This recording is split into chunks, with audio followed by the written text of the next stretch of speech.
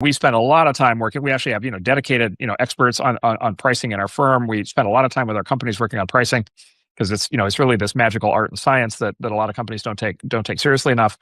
So we spend a lot of time with our companies on this. And of course, a core principle of pricing is you don't want to price by cost. If you can avoid it, you want to price by value, right? Like you want to price, you have a price where you're getting a percentage of the business value, especially when you're selling two businesses, you want to price as a percentage of the business value that you're getting. And so you do have some AI startups that are pricing by the drink for certain things that they're doing, but you have many others that are exploring other pricing models. Some that are just like replications of SaaS pricing models, but you also have other companies that are exploring pricing models, for example, of, well, if the AI can actually do the job of a coder, or the AI could do the job of a doctor or a nurse or a radiologist or a lawyer or a paralegal, right, or whatever, or a teacher, basically, can you price by value, and can you get a percentage of the value of what otherwise would have been would have been literally a person.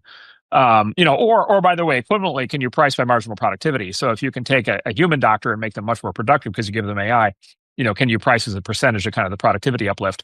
From the augmented, the symbiotic relationship between the human being and the AI. And so I think what we see in startup land is like a lot of experimentation happening on these pricing models, and I think, again, I think that's like super healthy. I was in this little speech on this is like, high prices are really underappreciated. High prices are often a favorite of the customer. It's actually really funny. A lot of, like, the naive view on pricing is the lower the price, the better it is for the customer. The more sophisticated way of looking at it is higher prices are often good for the customer, because a higher price means that the vendor can make the product better, faster, right? Like you can actually, the companies with higher prices, higher margins can actually invest more in R&D, and they can actually make the product better.